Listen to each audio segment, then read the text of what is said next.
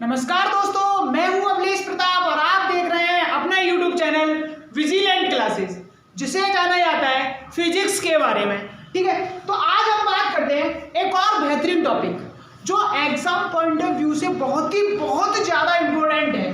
ठीक है, तो ये बहुत इम्पोर्टेंट टॉपिक है। ये आएगा या तो इसके अनुप्रयोग में से कोई एक आएगा, डेफिनेटली आएगा, रट लो इसको। ठीक है, तो हम बात करते हैं इसी पर। तो गॉस ने क्या कहा था? गॉस ने कहा था कि किसी बंद पृष्ठ से गुजरने वाला वैद्युत फ्लक्स उस पृष्ठ पर उपस्थित कुल आवेश का 1/ε0 गुना होता है। इसी चीज को लिखते हैं बेटा। देखिए यहां पर मैं लिख रहा हूं, इस नियम के अनुसार किसी बंद पृष्ठ से गुजरने वाला वैद्युत फ्लक्स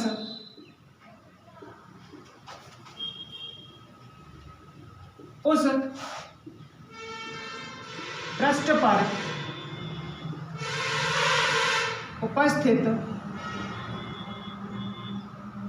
कुल आवेश का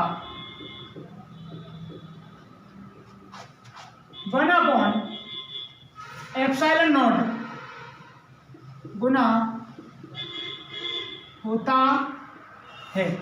तो गॉस ने कहा था किसी बंद पृष्ठ, मतलब इस नियम के अनुसार किसी बंद पृष्ठ से गुजरने वाला वैद्युत फ्लक्स उस पृष्ठ पर उपस्थित कुल आवेश का 1/ε0 गुना होता है।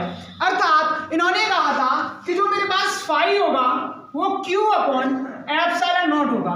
कितना? Phi equal to Q/ε0। Phi equal to कितना? Q/ε0। तो ये होगा। तो हम यहां पर देखते हैं बेटा कि इसकी उत्पत्ति को देखते हैं। इन्होंने कहा था क्या ये सही था? ठीक है, जो इन्होंने कहा था क्या ये सही था? तो इस सही को सिद्ध करते हैं। तो देखना, मेरे पास एक यहां लिख रहा हूं मैं उपपत्ति। ठीक है, किसकी? गॉस के नियम की उपपत्ति। तो इस उपपत्ति में देखना कि मेरे पास एक सरफेस लेता हूं।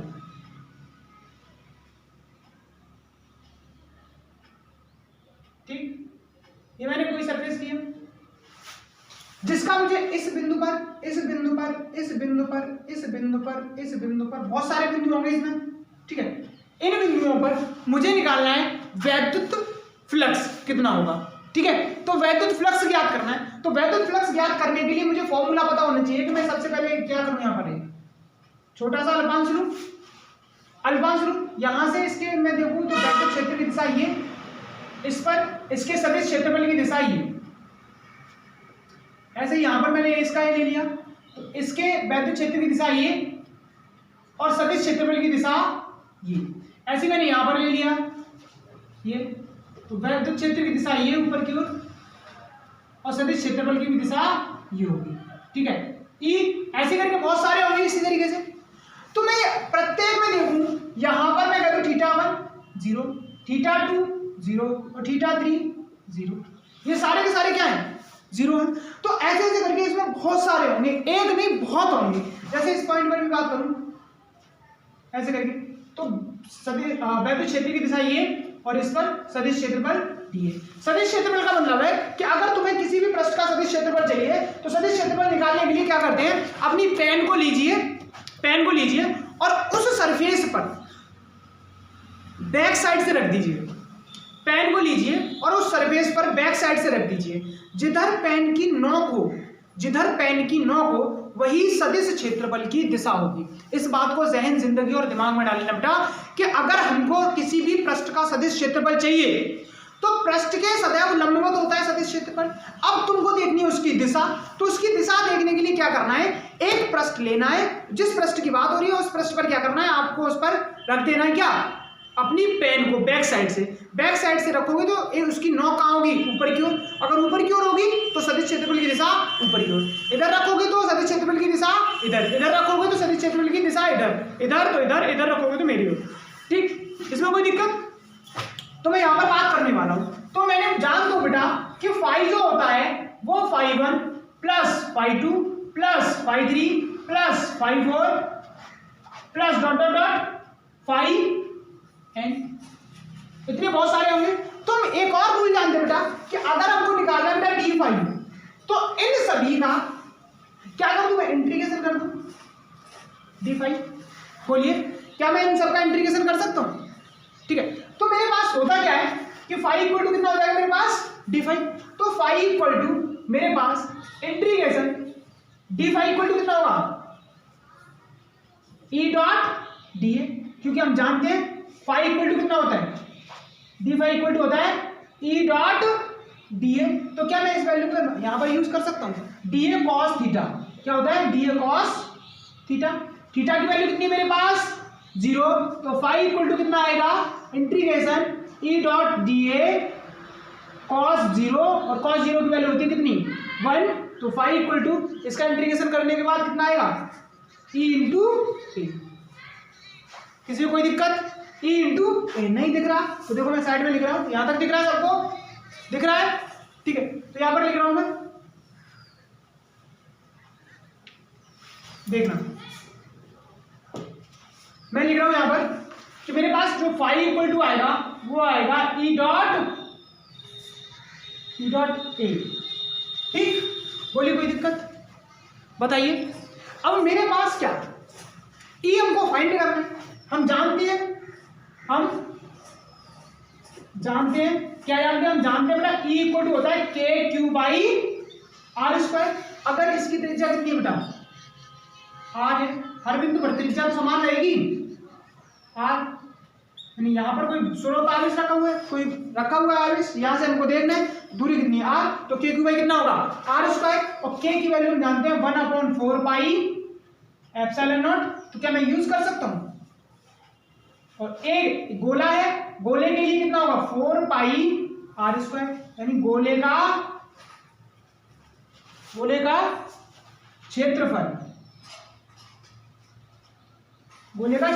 तो लगाएंगे, तो E मतलब कि फाई इक्वल टू कितना आएगा, E की वैल्यू हो जाएगी मेरे पास कितनी 1/4 pi epsilon not into q into 4 pi r square. अब देखिए 4 पाई से 4 पाई कट गया, ठीक है, और अपॉन आर स्क्वायर तो रह गया ना, के क्यू बाई आर स्क्वायर, ठीक है, आर स्क्वायर से आर स्क्वायर कट गया, तो फाई इक्वल टू कितना आया क्यू अपॉन एप्सिलॉन। ये मेरे पास आ गया निकल करके कि एक बंद पृष्ठ के लिए फाई कितना निकल के आया मेरे पास, phi equal to q upon epsilon naught. बताइए इसमें कोई किसी को दिक्कत हुई, बताइए बेटा, एक बार देख लीजिए इसको, और इसको शॉर्ट लेना चाहो तो ले लीजिए, ले लिया होगा। ठीक है, तो आज हमने कंप्लीट किया गॉस का नियम विद उपपत्ति, उसकी हमने किया उपपत्ति। ठीक है, तो हमने उपपत्ति कर ली और गॉस का नियम कर लिया। कल इसके देखने वाले हैं क्या एप्लीकेशंस, यानी कि अनुप्रयोग, है ना, गॉस के नियम के अनुप्रयोग। गॉस के नियम के अनुप्रयोग कई सारे हैं, ठीक है, लेकिन हमको देखना है बेटा किसी जैसे कि एक समान लंबाई का एक तार है जिस पर आवेश संवितरित है, उससे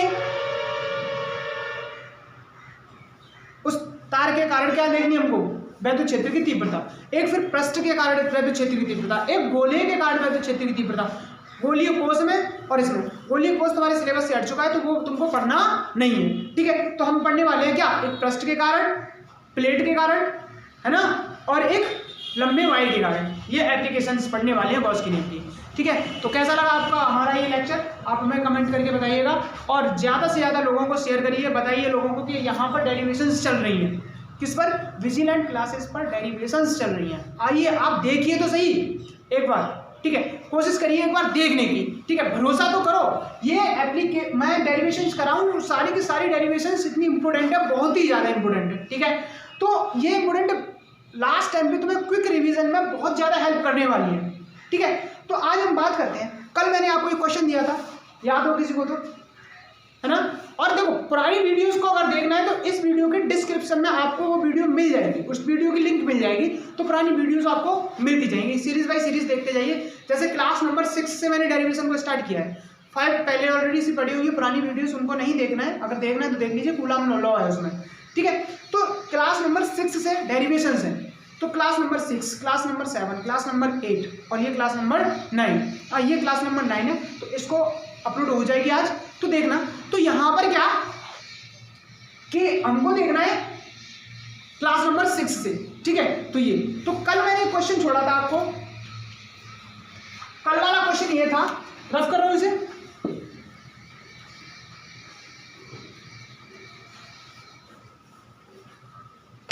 कल वाला क्वेश्चन ये था, मैंने कहा था कि ई अक्ष तथा ई निरक्ष, ई अक्ष तथा ई निरक्ष में अनुपात पूछा था मैंने, ई अक्ष और ई निरक्ष में अनुपात। तो ई अक्ष और ई निरक्ष में अनुपात हम जानते हैं बेटा, ई अक्ष कितना होता है 2kp/r³, ठीक है, और ई निरक्ष कितना होता है kp/r³। देखिए इसको समीकरण 1 कहते हैं, इसको समीकरण 2 कहते हैं। अब देखो समीकरण 1 से इसमें मैं मान लगा दूं, समीकरण 1 से समीकरण 2 से एक समीकरण 1 में मान रखने पर, ठीक है, तो कितना आएगा ई अक्ष बराबर 2e निरक्ष, ठीक है।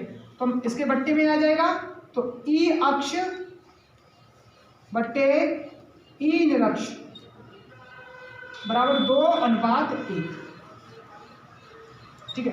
तो ई अक्ष तथा ई निरक्ष में जो अनुपात आता है वो कितने का आता है 2:1 का। ये बट्टे में जाएगा, इसके बट्टे का बचेगा 1, तो मैंने अनुपात में लिख दिया, ई अक्ष अनुपात ई निरक्ष बराबर 2:1। अगर यही उलट देता है इसको, अगर कहता है कि मेरे पास ई निरक्ष तथा ई अक्ष में अनुपात क्या होगा, तो ये आएगा 1:2। तो ये याद रखिएगा आप, ऑब्जेक्टिव क्वेश्चन बनता है इससे, बहुत ही ज्यादा महत्वपूर्ण टॉपिक बन जाता है इस पे। ये कल वाला क्वेश्चन है, ये कौन सा है कल वाला क्वेश्चन, जो कल मैंने आपको छोड़ा था कि आप मुझे इसका कमेंट में आंसर दीजिएगा, ठीक है। तो आज लिख लिया आपने, देख लीजिए कल का जवाब। तो आज के क्वेश्चन पे बात करते हैं। आज का question, question of the day, question of the day क्या होने वाला है, तो क्या करें, ठीक है, आपको बताना है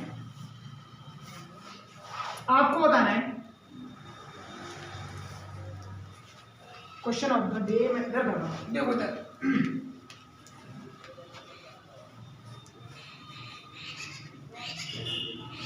आपको बताना है